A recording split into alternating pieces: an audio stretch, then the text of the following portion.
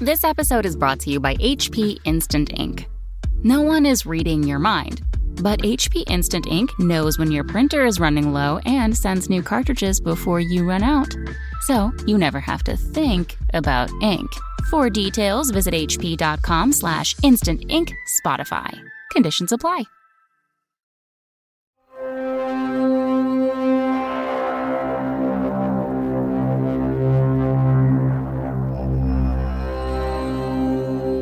Hey everybody, welcome to the Performance Anxiety Podcast. I'm your host, Mark. And before we get started, I want to thank our sponsor, AKG, for sending us their Podcaster Essentials Kit.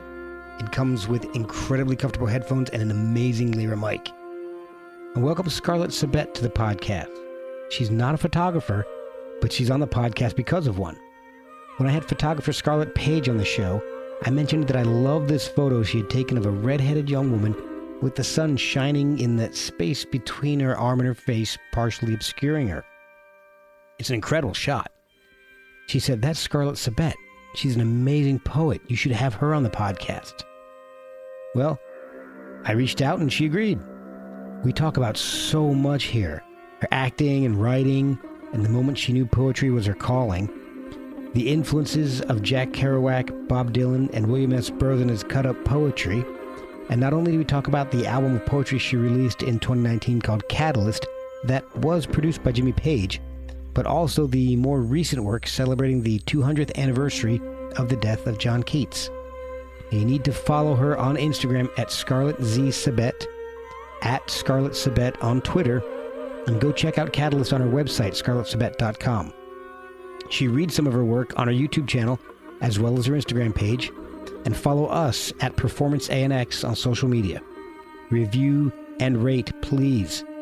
More of those helps the show get in front of more people. We accept cups of coffee at ko-fi.com/performanceanxiety. Merch is at performanceanx.threadless.com. And let's ease on into this wonderful conversation with poet Scarlett Sabet on Performance Anxiety, part of the Pantheon Podcast Network. Hi, I'm Scarlett Sabet, and you're listening to Performance Anxiety Podcast with Mark Shea. I'm doing this in my Sunday best, I guess. And then I got everything squared away, and I'm like, all right, I'm ready. And then it's 1:59, and I left my headphones upstairs, so I had to run. I'm like, gotta run up and get my headphones. So I'm a little out of breath from running up and down the stairs. Aww. But I will be good in about 1 second, so. Yeah, don't worry. There's no rush at all. Okay, good. Same here. My oldest daughter is working right now. She's at the hospital. Gosh, she's a nurse. Is she a nurse? She's studying to be a nurse. Yeah, she's a certified nurse's assistant right now. And so she works part-time and just helping nurses out. And when she starts college next year, she'll be studying nursing. She's going for a 4-year degree in nursing. That's incredible. Oh, I'm blown away. At the time as well, yeah. She is way more put together than I ever was. Now. That's incredible. Well, good luck to her. Oh, thank you. I'll pass that along. Yeah, I do. Oh my gosh. So the first thing I do is thank you for joining me. So it's a pleasure. I really do appreciate it. It's really wonderful to speak with you again. And what I want to know a little bit more about initially is what made you start writing poetry? Is there a literary background in your family, or is it something that you were just drawn to when you were young, or did you come to it recently? Question. That's a really interesting question. I think I always, English was my best subject at school as a child and as a teenager. And my parents were very, I guess, literary in terms of, we had a lot of books in the house, and my mum definitely encouraged me just to read any book that took my fancy. So in addition to books of, what we were studying at school, I would read, my mum's she had a lot of Margaret Atwood and Sylvia Plath. Yes. So there was a lot of stuff around, and I think I really enjoyed stories. I enjoyed language, and I guess it was always just very natural to me. And I I also enjoyed the discussion about it, the kind of the analysis of it. And I always kept a diary since I was a little girl, and I still do. And I think a lot of my diaries, I guess it started in my early 20s when I was around 2021. And it was kind of the diary entries, they were kind of lyrical and rhythmic. And it was these kind of poems were emerging. And I never really knew that they were poems, or I just was like, okay, well, this has got a rhythm to it and it's makes sense to me. And it kind of evolved from that. But I was always writing, looking back, it was never quite a conscious decision. It was just a thing that overtook everything else and was there. And then once I really focused on it and was like, oh, this is my thing. This is clearly like my vocation.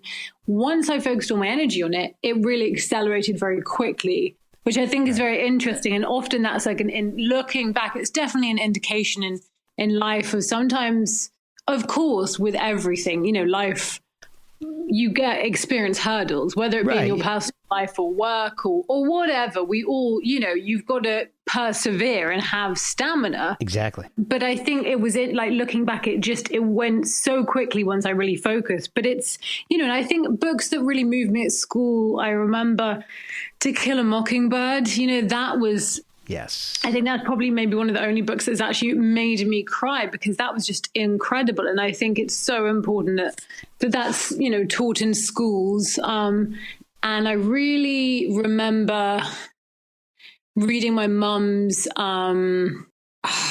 what's it called? The Margaret Atwood book that is now The Handmaid's Tale. Oh, okay, yeah. Our TV series. And I read that when I was like, I want to say like 12 or 13. So it was very interesting. And I also listened to Radio 4, BBC Radio 4, from like, primary school onwards. And they would have something called the book at bedtime, which would be, basically, I guess is the equivalent of like a audio book now, but they on the radio, they'd for half an hour would read the same book. Say each month they'd have an abridged version of actors reading a book. So I kind of absorbed a lot of books that way and listened to the radio a lot. And that's really even cool. now, it really is. And so I remember when I was, I guess, 16, 17, doing my A-levels at school, we were studying an Iris Murdoch book called The Bell. Okay. And I thought, God, this seems familiar. And then I realized that I'd heard it when I was much younger as a radio, play. Oh, wow. Which was so interesting. And I think also I heard The Tin Drum. So it was all these things that you kind of hear in my, and it would be when I was a child and I was probably supposed to be asleep, but I would kind of listen to the radio, and then sometimes I'd fall asleep and my parents would come in and just turn the radio off, and they didn't mind because it was Radio 4. It wasn't, they were like, okay, it's educational. So they didn't mind that I was up late listening to the radio. They probably just thought, kind of unusual child we've got here. But I guess there are worse things children can be up late doing. But for sure. So it was really interesting. And I also, I loved music. My parents had a lot of vinyl, and I loved film. So I think it was, I guess looking back, the thread was always, imagination and storytelling, and really with the written word and poetry. I really got so excited by the language you can use to tell a story, all the different ways. And I think when I was doing my A-levels, I got a scholarship to a school called Hertwood House in Surrey, which is it's a brilliant school. Okay. Emily Blunt went there, and I think Hans Zimmer, who's he does all the film scores. So they've had a lot of, it's great academically, but it's also really kind of renowned for the art. So I was lucky my parents agreed. I wanted to go there. Was that you've got to get a scholarship if you want to go. Yeah. So I will. And I did, and he let me. But my English teacher there was a lady called Louise, and she was brilliant. She really made, I'd studied Shakespeare before at school, but she really made it accessible, because you're always told how great Shakespeare is, but the way we were studying Antony and Cleopatra, and the way she broke it down And it was a very small class. It was like 6. It was a mixed school. There were boys and girls. But in my English class, it happened to just be all girls. And there were 6 of us. Oh, wow. So we really were, spoiled that we could really discuss it. Loads of time on each of the students. And that was when I was like, oh my gosh, Shakespeare is amazing. And it just came alive. And she really discussed and kind of almost translated it to us in a really accessible way. Poetry. Yeah, it was wonderful. It really is so important. And I really think in life, it can just take like one teacher or one person that believes in you. And then you're like, and that sometimes can be enough, just that one person that's like, no, you can do this. And, each week we'd write an essay about whatever topic it was. And, I was really motivated. I wanted to get an A. And we also were studying, classical poetry, the Romantics, Byron and Robert Burns and W.B. Yeats. And those are still some of my favorite poets. So I think her classes really made a deep impression on me. So I was very lucky in that respect. Now, is this the same period of time where you're studying acting? Well, I was doing drama there as well. So I was studying drama and doing the school plays. And then it was I think it was when I was 17, because Hurtwood had this reputation of being a great kind of drama school. Well, not a drama school, but a school that had produced some great actors. And there was a lot of arts activities. So it's a great school. And I think it was when I was still there that I started talking to, I guess, the people that would then become my agents. So it was this guy, Robin, and he worked for Jilly, and they were at an agent it was previously called Ken McCready Associates, and then it became the Artist Partnership. And they represented a lot of younger artists like myself, but then they also had more established actors like Helen Mirren and Jeremy Irons and David Suchet. So they had a really interesting mix. And when I was still at school, when I was 17, Robin started sending me for some auditions and just seeing how it went. And then when I left, I did my first film like a month after I left in Germany. It was this horror film and it was really fun. And I just started, I'd be doing loads of auditions a week, and you do so many auditions and there's so many you don't get, some you do. And so that kind of progressed, and I really enjoyed it. I really found the scripts interesting. Some obviously better than others, but it also, so there was some that's like, oh, this is a bit cheesy, and or whatever. But I think the other thing was I was very lucky that Robin and Jilly were super protective over me. They were almost like, a second set of parents, and they really encouraged me. And Robin would send me for auditions, even if it was like, say, a film student that was still at film school wanted an actress for a film he was making as part of his degree. He'd put me up for stuff like that because it's the experience and it's the opportunity. Sometimes like indie projects like that, you can actually gain more experience and have more unusual scenes or different things to do, as opposed to auditioning to be someone's girlfriend or something, which, there's nothing wrong with that. But he saw the bigger picture. Yeah. Do you know what I mean? And he wanted me and, the other people he represented to develop as actors, as artists. And so while, I did some British comedy, and there's a show I'm a fan of called Peep Show, and I was in one scene of that when I was like 18, and like the clip is so funny because I look so young. It's really funny, but that was a great experience, and that was a show I loved and really made me laugh. And it was actually one of the writers on Peep Show and creators is Jesse Armstrong, who went on to do In the Thick of It, and then the American version of The Thick of It is Veep. Okay. Yeah, and I think he also is the creator of Succession. Oh boy! Oh man! Yeah, so he is like a super brilliant writer, and I remember when on set for Peep Show and we were doing a scene, and it was kind of I think I did like 2 days maybe, because it was just one episode I was in, but I met him and I was like, oh my gosh, and we chatted about this book by Ian McEwan called Saturday, and it was just, but it was that was cool, it was interesting. But he I think looking back, the language in Peep Show, the witty one-liners, the sarcasm, all of that, it doesn't surprise me that he's had this massive success with like Veep and Succession. He's so smart and he really deserves it. He's just such an incredible talent, and it's all of his concepts and shows are so original. So I really enjoyed, doing stuff like that, getting these experiences. I just feel very lucky. And, I was also very lucky. I had a place when I left school, I applied to some universities, and I had a place to study English and drama at Goldsmiths University here in London. Okay. Which is a great university. And I kind of deferred it and I wasn't sure. And I just felt like I had to go with the momentum of, acting and getting these parts and just follow that rhythm. But it's, so I was very lucky that I got a great agent, and did my first film a month after I left school and continued working. The thing I found tricky as an actress was you are the vessel for someone else's creative vision, which is an amazing thing to be part of. Right, yeah. And to deal and change.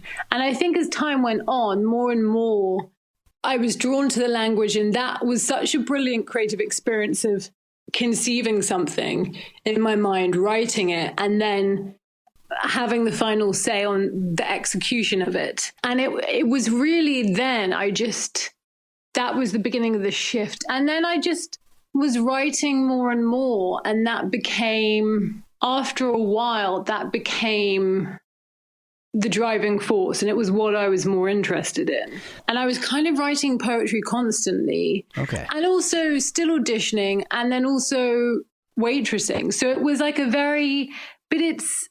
I think that kind of stimulus, it was exciting, meeting lots of people and the energy of it. And I was waitressing at a place called the Chelsea Arts Club in London, and there are a lot of artists there. It's not like so I think some members clubs are kind of very fancy and posh, and this it was established in the Victorian times for artists. So you have to pay to be a member, and then you have to be an artist to be a member. Oh, wow. And then it's subsidized, like the drinks and food is much cheaper because it was, it's a community for artists, and each month there'd be an exhibition of one of the members' work, and there'd be events. And so it was again, and I stumbled across getting a job there. So I was very lucky. Like all these kind of things that happened, and and it was all kind of stimulating, interesting stuff. And so, it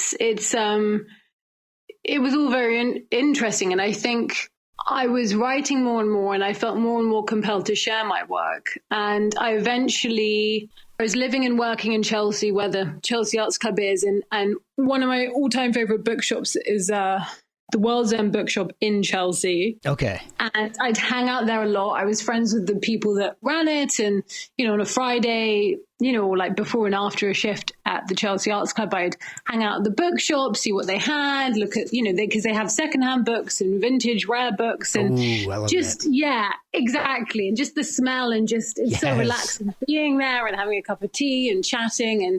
And it was just really lovely. And it's on a part of the King's Road that's very historic, and it's kind of one of the last parts of that area of London that hasn't been completely redone. You can still sense the history from, I guess, the 60s in a way, and the 70s. Yeah, it's lovely. And so they knew I was writing poetry, and they said, well, why don't you put on a poetry reading? I thought, because I thought, I wasn't part of the literary establishment at all. I was this, waitress that had done some acting, was writing poems, and I just auditioning and acting and writing, and every other day sleeping and eating. I don't know how you had time to do all this. I know. Look, saying it now, it sounds like a lot was going on, and I guess I don't know. I guess I was young and full of energy, but it's I don't know. I think it didn't feel like work. Obviously, the waitressing that was long hours, and it's tiring, but I don't know, the other stuff was just energizing. So I put on this poetry reading, and I asked some other friends who I knew had written stuff to come and read, because I didn't want it to be just about me. I thought, well, let's people I know that have written or that are shy and haven't shared it yet. So it was like a little happening, and we did it. And my friend Alice Stallard, who's an artist, she designed the poster, and we met because she is a member of the Chelsea Arts Club. So it was really organic, and and lovely. And that evening afterwards, I walked home and I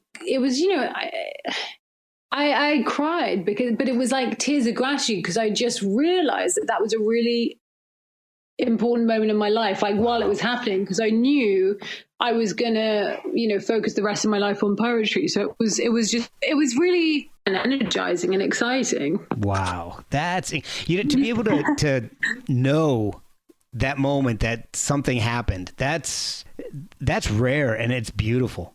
Yeah, thank you. It is. And it was just this, looking back now, and that was when I realized, okay, it's about poetry. And I think not that long after, I had a chat with my agent, and who was kind of like, you're not really interested in acting anymore, are you? So I think they got it, and they said, look, if you ever change your mind, like, come back to us, we're here for you. So it was, it was a really nice way to kind of draw a conclusion to that earlier part. And I think looking back, it was the storytelling element, I guess, that first attracted me to acting, but it was just the different side of things I wanted to explore more. That makes sense, because poetry to me is amazing, because unless you're going for the reading the epic poems, typical poem, it tells a full story in such a short period of time.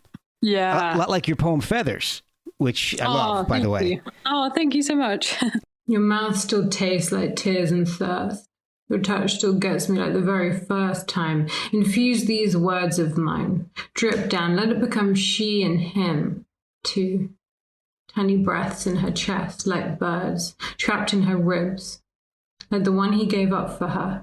Feathers scratch the inside of her lungs as she comes, all undone, bird-like, quivering under the vibrations of his breath.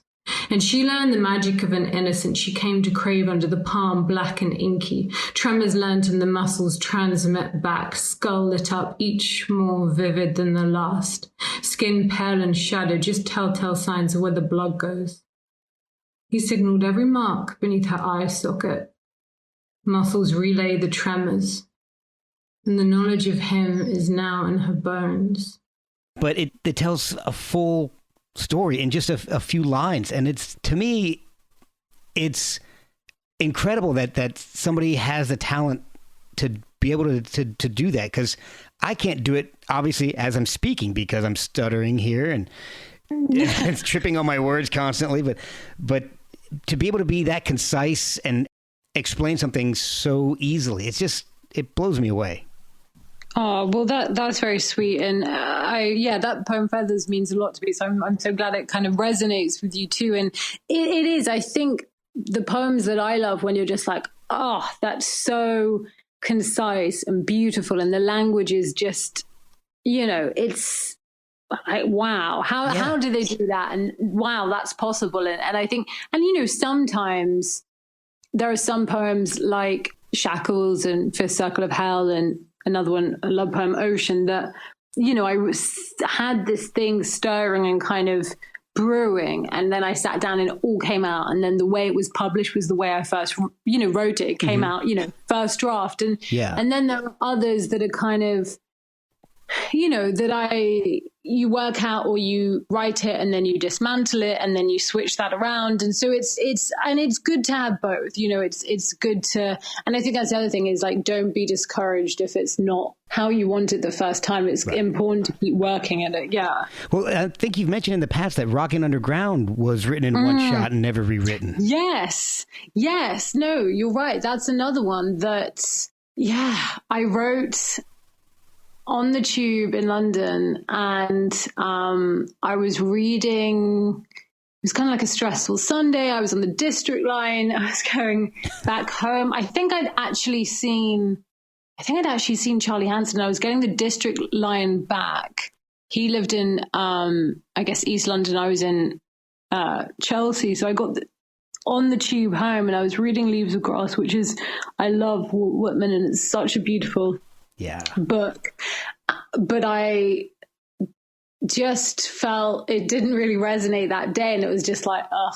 And I put down that book and I picked up my moleskin notebook and I wrote Rocking Underground. And then I was aware that I had to get off and change at what, like the next stop. So it was like this sense of urgency. And that's the other thing, like sometimes it's writing something at home and other times it's like you're on a journey or you're kind of under pressure or the circumstances are limited and you've got to get it. And it's just, you know, your mind falls into the gaps of the space of that journey and something emerges. And yeah, it's Rocking Underground came out. And that first poetry reading I did on the 12th of November, 2013, I said Rocking Underground. That was one of the poems I performed that night. Wow. And you know, what's really interesting is you mentioned that, you know, you had to get off at a stop. And so you kind of wrote it quickly.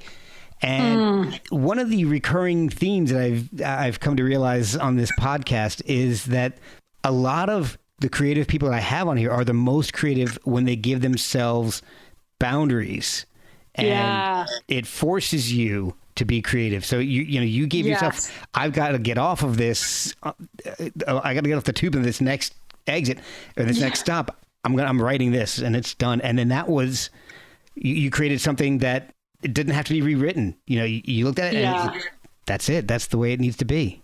It's interesting. It's something that occurs more and more, and that totally makes sense that other people you've spoken to on the podcast have said that, because sometimes there's the creativity and the freedom within the restriction. Yes. You're so restricted. You're like, okay, all I can do in this time, whatever, let's see what comes out, what's going to happen. Yeah. And it almost is liberating because you're so limited. Exactly. It's an interesting thing. And then other times you've got all the time in the world and it may not be that productive. So it's really interesting. It's really interesting. And that's why I think sometimes as well a deadline is good, or it can be, it's an interesting thing I've noticed as well. That's funny you pointed it out. I have a question about the creative process, particularly for poetry. I have this preconceived notion, and I've always had this, that writing, and I've done a little bit for friends out in LA and all, nothing's ever gone anywhere. And maybe this is why, because I have this preconceived notion, particularly with poetry, that it's linear and you start writing until you're done and you write from the beginning to the end. But I've got a feeling that that's not exactly how it goes. I mean, do you write poems and then realize that, hey, I need to figure out a way to start this poem, or all this is garbage except for these two lines? Does that That's happen? That's interesting. I've written things and then I've rearranged it.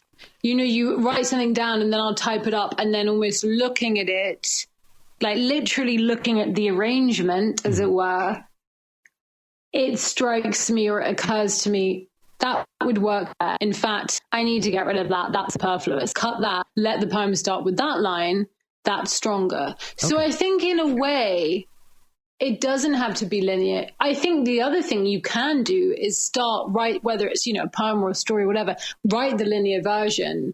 And then after that, maybe have a break, go back, read it. And then it might occur to you something else that you want to say and write that down. And then you can kind of, type it all up and it will occur to you what should be first. So it is different for everyone, but I think it's always better to get it down on paper. And I think so often that's what stops people from writing or doing, anything. Oh, you want it to be good and you want it to be perfect, and that can stop you as well. But it's just best to get it out.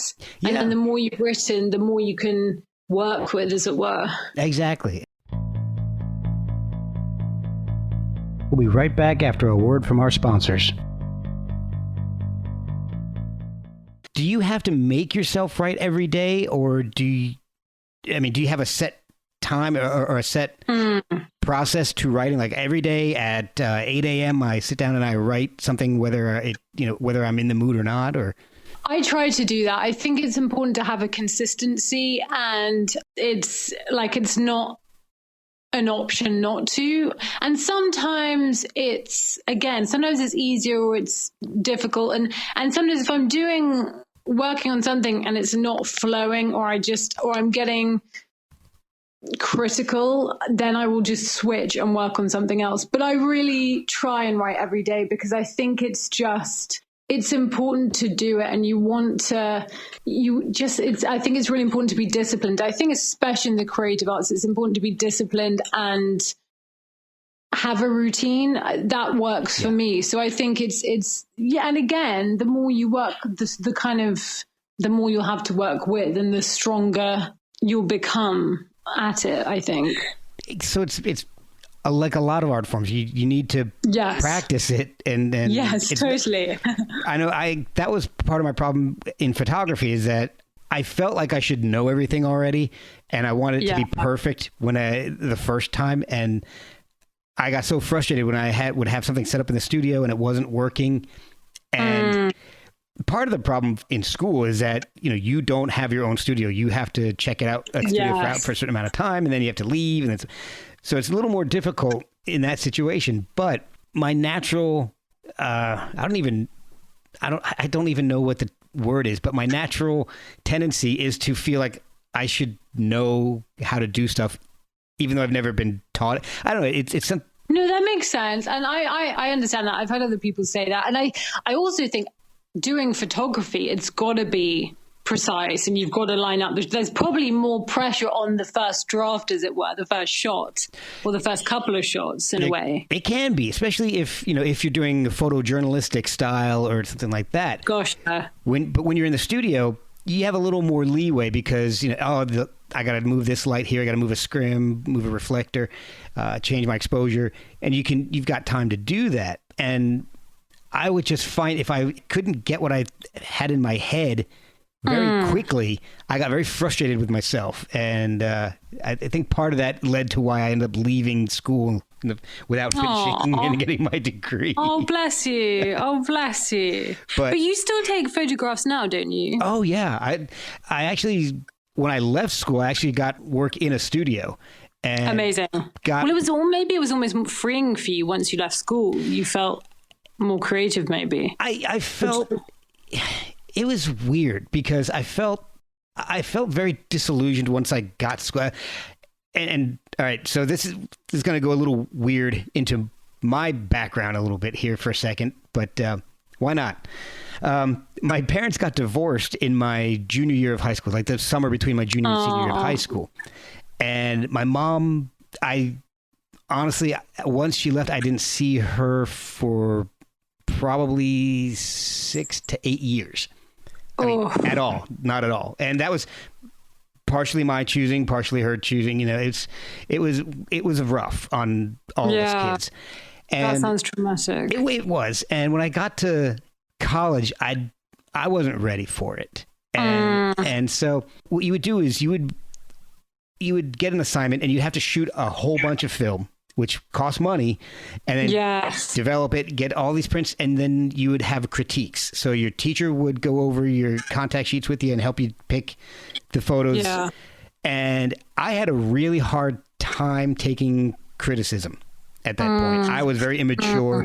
And that... Well, you were probably just really raw from everything you'd been through as well. I think so. And I think generally, because of me having that natural feeling like I need to know how to do this the first time, I should know how to do this, even though I've never been taught.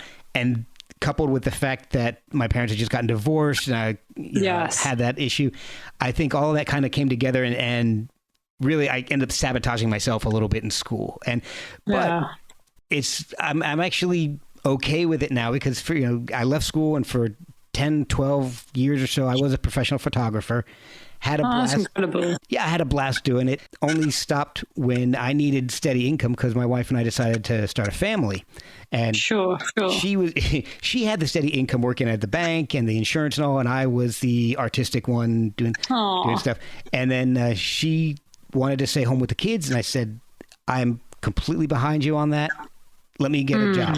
And so I got a job with the insurance and steady paycheck, and couple of, I'd say 2 or 3 years ago, this whole time, I'm still taking photos for myself, the family, and nothing real formal or anything. I'm very rarely setting up my lights and doing stuff. It's just pictures of the kids. But I really decided I wanted to get back into. The kids were getting older, and I said, I want to get back into doing stuff. And through doing this podcast, I've become friendly with some musicians. They come on and we stay in touch and we chat, and they come to the area, and I'll either get in contact with them to find out where they're playing, or they'll get in touch with me, and I'll go and take pictures at whatever concert they're doing. And I've been getting back into that, and then the pandemic hit and put a hold on that until it opened up. But that's incredible. And that's amazing. That I think the other thing is that so often, creative types, we are sensitive, and often the kind of academic system, I think it's good to be disciplined and rise to a challenge, and you've got to be tough on yourself sometimes, but sometimes the structure and the limitations of, say, an academic system, it's so rigid, and it just might not kind of flow the same way, especially if you've been through trauma like you had. That makes total sense that you weren't feeling your most creative and open and down to discussing and debating. And I honestly, it sounds like what you did was the healthiest, because I think there are times in life where, and there's sometimes stressful things or things that happen. I will write about them, but I won't write a poem. Do you know what I mean? Yeah, it's more like a diary entry, or more just writing to get it out, because I think there are things that happen that I will be reflected in my work and I will write poems about, but it's not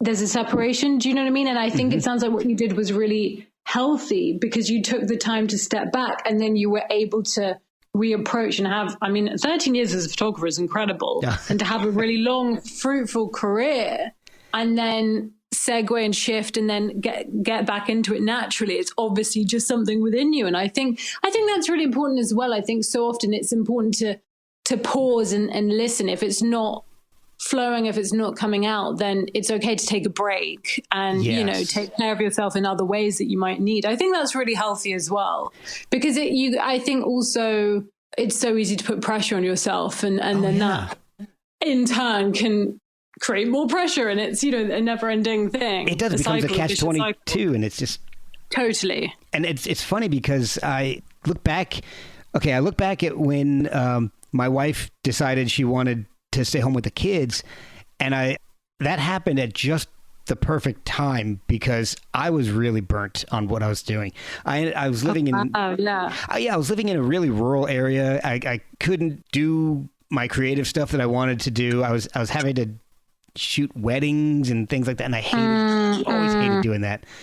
But go back a little farther, and I look back at the photos from the time that I left school, because I ended up getting into a really unhealthy relationship at that point, and I just look back at those photos, and they're dark. Wow. Interesting. Oh gosh, I look back at them. I've gotten rid of a bunch of them. I'm like, nobody needs to see these. So I don't ever want to see these. Oh, bless you. Oh, bless you. That's so funny. I love that. Nobody needs to see these. No, they don't. Not even me ever again. So, but all right. So, do you ever feel completely satisfied with your work? Going back, that's a great question. You've had published work since 2014. I mean, I skipped that. I skipped that bit. I'm glad you've told me how to pronounce some of these, because I know I would mispronounce them. But there's Rocking Underground, Lock and the Key, Zoré, and Camille. Camille, okay. Yeah, that's it. Yeah. Do you ever look back on those and want to rewrite any of that material? That's a really interesting question. Not really. I think I look at them. Some, like The Fifth Circle of Hell, I'm really proud of that poem. The same with kind of Ocean. And those are both ones that came out in one sitting. And it was kind of like, it was like I was channeling. I wanted to say something, and it came out. And that experience, the experience of writing those, especially Fifth Circle of Hell, I can remember it so clearly. And it was so visceral. It was so exciting. And it was like a hot summer's day. In 2016, I had a mug of green tea, and and again, I was restricted in that I had to be in one part of the house for like a couple of hours because of just other stuff going on. So I was there and it just came out. And so that was, that was really exciting. So, you know, those poems I love, and I look back at them and I just think it's so cool that I had that experience of writing them in that way. And each time at a poetry reading, when I read them, it's invigorating. And it's like the excitement of saying it aloud. And again, when you say something in front of an audience for the first time, that again, it's sharing it and saying it. It's breathing life into it. It's existing again in front of a room of new people, and they're hearing it for the first time. So it's like rebirthing it. It's amazing. It's so, I mean, it's like, I just feel like the luckiest girl in the world that I get to do this. But I know what you mean. Like, and there's other stuff that I look at and you think, well, that's of its time. So it wouldn't be that I'd necessarily rewrite it. I've never thought like, oh, I'd do that differently. Because I think what I do, if I've published something and put it out, or, you know, put it in, say, one of my collections or shared it on social media, at that point, I am happy with it. And you know, you can share something and someone can say, oh my God, I love that. I so get that. Yeah. That really resonates. And then other people will be like, what? I didn't get that. Well, that's rubbish. What the hell? Yeah.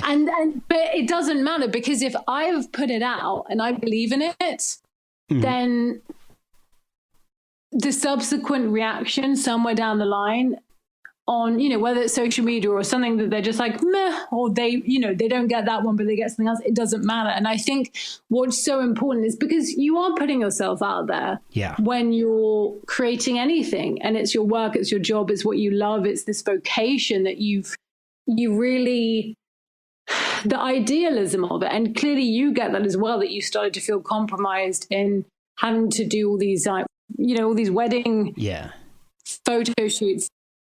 It's not why you got into photography and became a photographer. And it's, you know, I think I'm very idealistic in, you know, my personal life and also in my work. So I've got to be proud of it. Even if someone else doesn't like it, at the point where I've shared it or published it, I'd stand behind it. Right. And, you know, there are ones that, like poems like Fifth Circle of Hell, that I will kind of always perform. And then there are other poems that I performed, say, that year, or for like the 6 months of those poetry readings in that year when that book came out. And then I kind of move into a different phase or a different cycle of poems. Like there are some that are more of their time to me personally. And then equally, because I put out, you know, Rocking Underground, I self-published, you know, 4 books, Rocking Underground in 2014, and then The Lock and the Key in 2016, and then Zoré in 2018, and Camille in 2019. So they're also their own little time capsules. So they're all like photographs. Yeah, exactly. So they're of their time. So you wouldn't, I guess you really wouldn't want to change them, because that was what you were thinking and feeling and doing at that time. Yeah, totally. Then there's Catalyst. Now, Catalyst is... Yeah, let's talk about Catalyst. Okay, so that's another, 2019 release. And that came out, 10th October 2019. That is fascinating to me for so many reasons. Yeah. Where should we begin? Exactly. And maybe that's how we begin. How did that begin? Was that written? It came out as an album. Yeah. So it's Catalyst is a spoken word album that I released with Jimmy Page.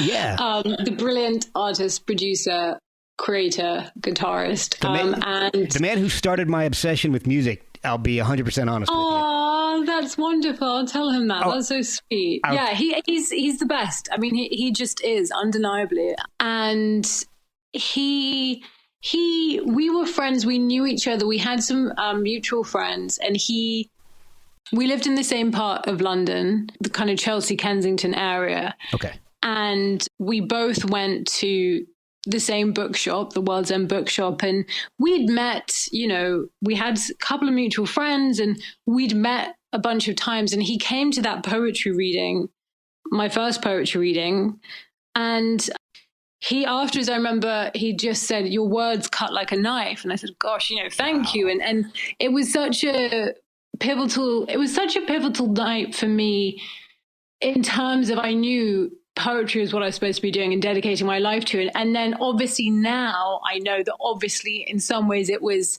a very pivotal night in terms of Jimmy seeing me as a poet. And then I was writing, and, after that point, we became closer friends, and he'd always ask me how my writing was going. And then the next summer, so I guess the end of summer 2014 was when our romantic relationship started. And I'd been speaking to this publisher, and I kind of had mentioned to him, I said, "Look, I don't know. What do you think about this guy and what he's saying?" And Jimmy was like, he was like, I wouldn't do it. He said, "I wouldn't." He said, "I think you should self-publish." So he was the one that told me to self-publish my collections. That's the guy you need to have tell you that, because that's... Yeah, totally. And so I was like, if you think I should, then I will. And I think that is the thing.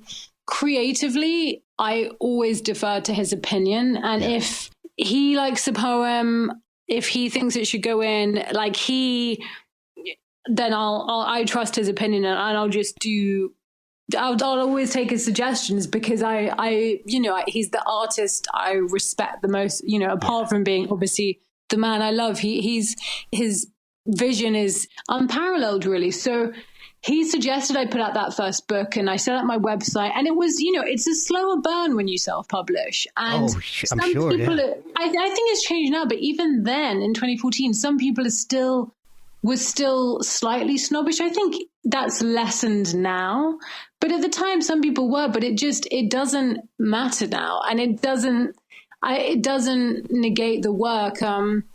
But at that time, when Rocking Underground came out in 2014, and that came out, a year after my first poetry reading, and at that time Jimmy said, we should do something together one day. We should do a poetry album together.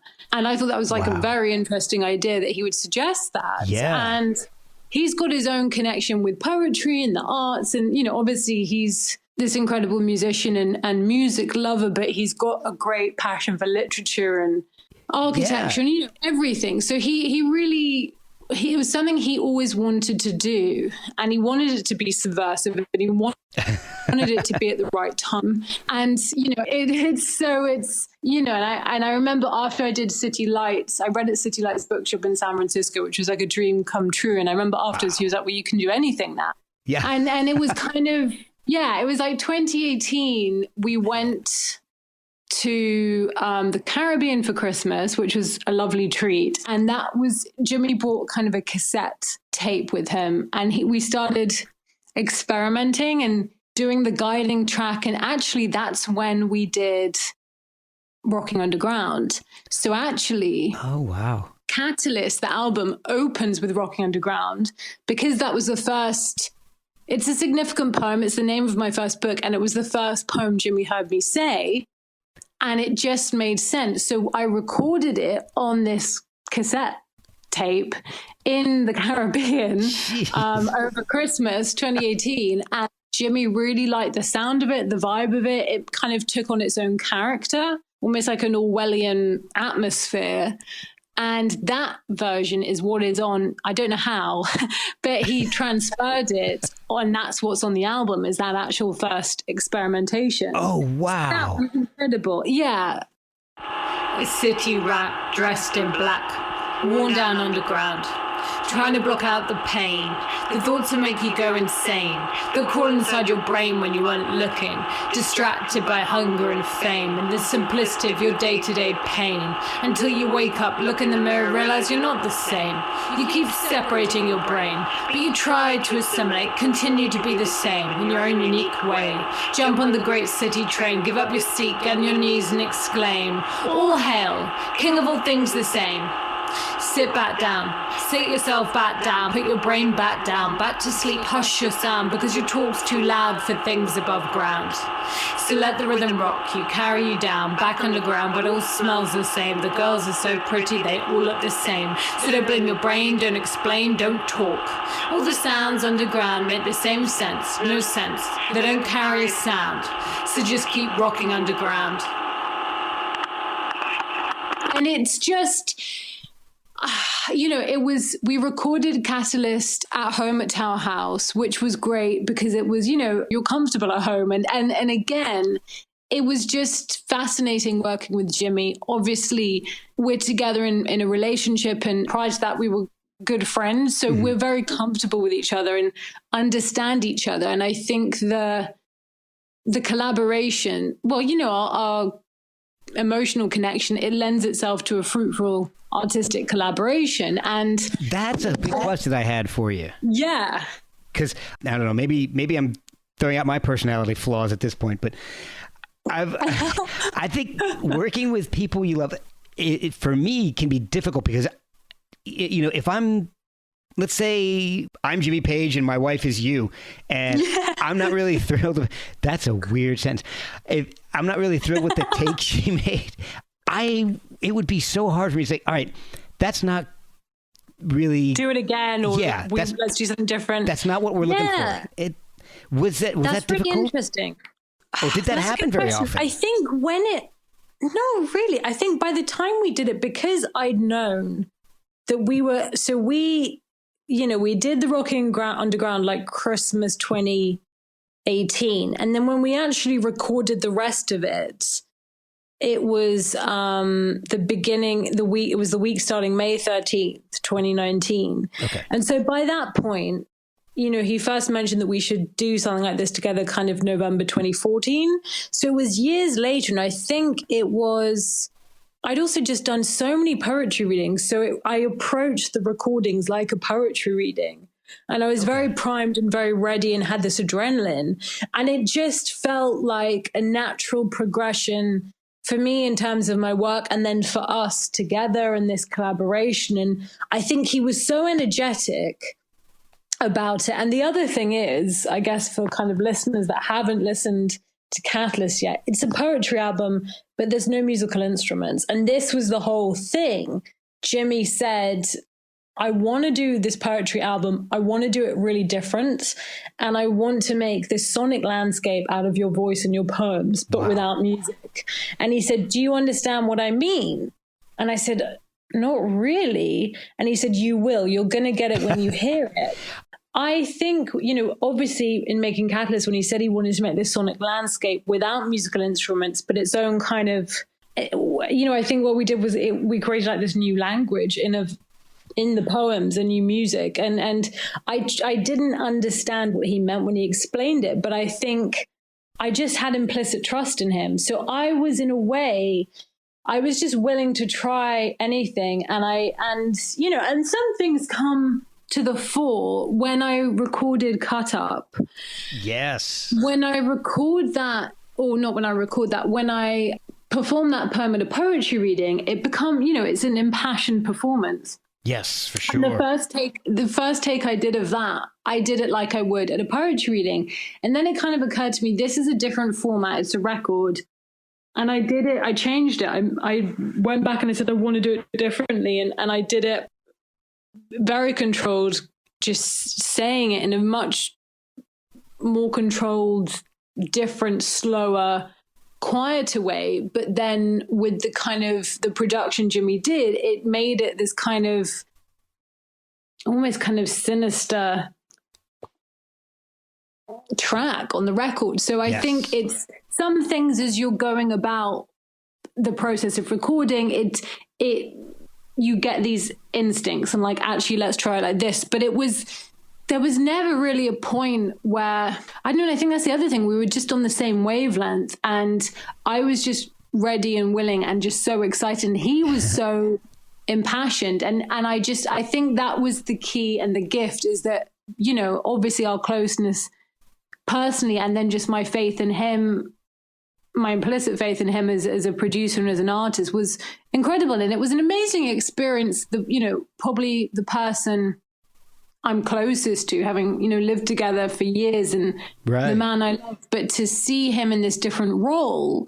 And in the linear notes of the album, I say it was like meeting each other again, but with our intense shared history, because I hadn't been in a studio with him before where he was producer. So that was an amazing gift and joy to see him in this, in one of his most natural roles, really, as producer. So it was an amazing experience, and it was honestly one of the best creative weeks of my life, and it was just so energizing. It was so exciting, and it was also, it was spring, so it's when everything's coming alive and the days are getting longer and lighter and warmer, and it was really exciting. And we kept it a secret. We just didn't. The day we announced it was the day we released it, and we did an interview with Interview magazine, which is still available online, just talking about it, because this was the other thing that we felt we wanted people to judge the work for themselves. And so we just put everything out on the same day. If we'd announced it and then it would come out months later, people would have their own ideas or preconceptions about what it was or what it would be. It was just easier to just give it to them.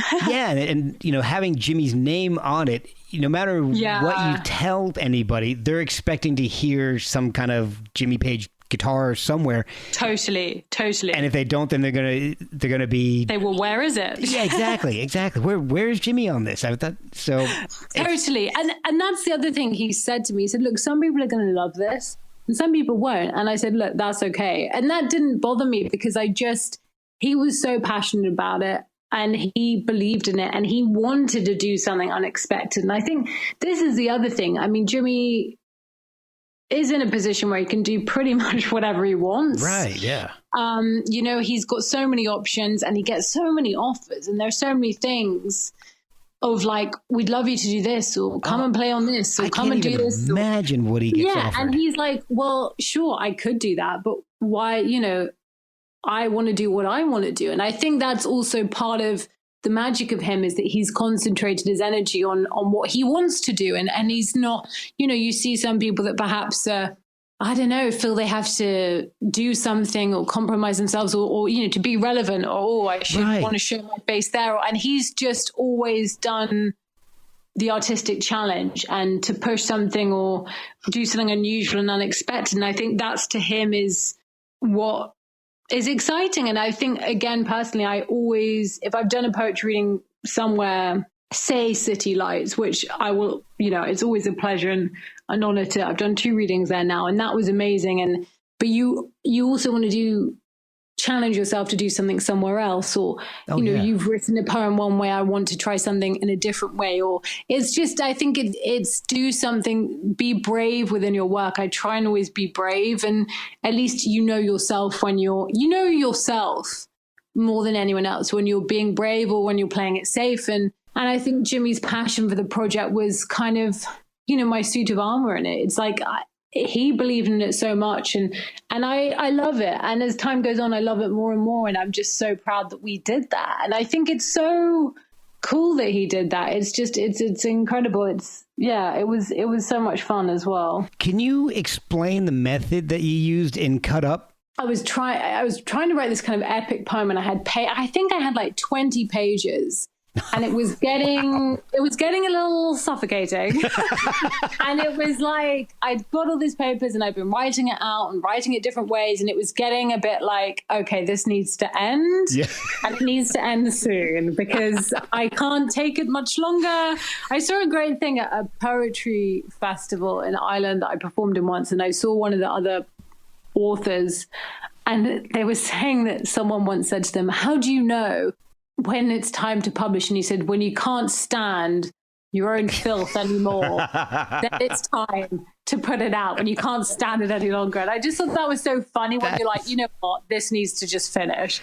Yeah. So that was a great, to paraphrase that poet suffocated by own work.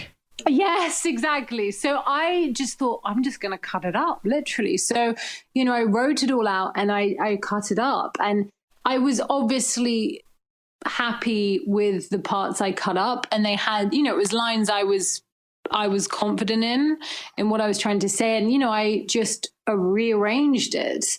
And I did it, with paper and pen and scissors. And so it's interesting. So the cut up poem is a cut up, but it's got its own kind of weird rhythm. And it's about the kind of the quite dark, sinister events and cycle of events that have been going on. And it's a poem that I really love performing. And it's one that we both felt very strongly should be on Catalyst. That was the other thing. We definitely both felt that Rocking Underground should be on it. The love poem Possession and Euphoric Kiss. Yes. Because they were like bookmarks to us, personally, as well as being poems I'm proud of as a creative work. And then Cut Up, definitely. Fifth Circle of Hell, definitely. And also the nod to the beat poets, because I think in Catalyst, Jimmy wanted to create something that was, would emphasize the power of the spoken word. And Jimmy is, he's a fan of the beat poets too. And he actually, in the 70s, William Burroughs requested to interview Jimmy for Crawl Daddy magazine. Oh, wow. Yeah, I'll send it to you. I think it's online still, the transcript. I'll see if I can find it. I'll send it to you. But that'd be awesome. It's really interesting. And so Jimmy said, yeah, absolutely. I'd love to chat to, Bill Burroughs. Oh, yeah. And so they met up in New York, and Jimmy said that Burroughs had seen Led Zeppelin play like 4 times, maybe like 4 or 5 times. And which is an amazing image of like William Burroughs, like in his hat and raincoat and Led Zeppelin. And That's exactly what I thought. Watching Led Zeppelin, which I just thought was fascinating. And it's really interesting that he was really interested in the kind of the trance, kind of magical power of the music and the audience reaction. And so I think that was really interesting. So Jimmy had a personal connection to him. And obviously another poem on Catalyst is a poem I wrote called For Jack, which is a kind of eulogy, loving eulogy for Jack Kerouac, who, he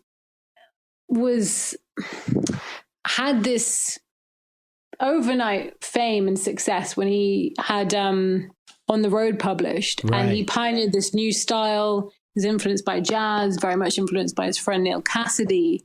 And it taps into the zeitgeist. And I think each generation, that there's certain pieces of work and certain artists like Jimmy's work, obviously, with Led Zeppelin and his other work, that each new generation of teenagers that discover it are like, this is the best thing ever. And it's also the same with Bob Dylan, the same with, On the Road. It's a rite of passage kind of book. And I remember when I was 19, I had read, my parents loved Bob Dylan. They had all his old vinyl. And I was listening to Dylan, and I'd read that he had memorized this poem called Howl by Allen Ginsberg. And I was like, oh, wow. So I looked it up and I was like, okay, that's a long poem to memorize. Yeah. and then and I don't know if that's one of like Dylan's myths that he puts out. That's possible. Yeah, totally. Playing games with us. But also it was like, what a piece of work. What is that? I want to know more about this. Who is this? Who are these people? And then the next day I walked to my local library and I got out on the road, and that had a massive impact. And it was just the language, the energy of it. And it really encapsulates that, restless, wanting to explore, wanting to see more and experiment. And I think the beats have kind of become somewhat, they've been somewhat synonymous with kind of hedonism, which is certainly true, but they also had these kind of spiritual aspirations, creative aspirations, and they encouraged each other. And I think the kind of spiritual and creative discipline and work speaks to me greatly. And I just,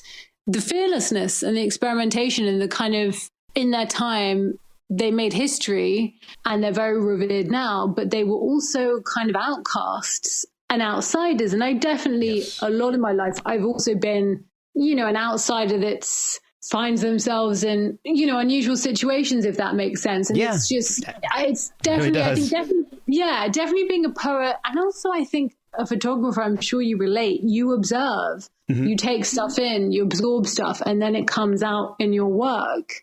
It's a different, you view things in your mind's eye. And it's, you know, and I guess poetry is my language and photography yours. So it's, I love Kerouac's work, but I think the tragedy of him is he was so sensitive, and obviously that shows in his work and his idealism and spirituality, but it also, the attention, the fame and the criticism and the ridicule, and then everyone was becoming a beat, and then being a beat was like, it was almost like they were made parodies of themselves. So exactly. It was a weird thing, and he kind of drank himself to death. So in that poem for Jack, I try and memorialize that, and that was actually I performed it for the first time in Lowell, his birth town, and also where he's buried in Massachusetts. Wow.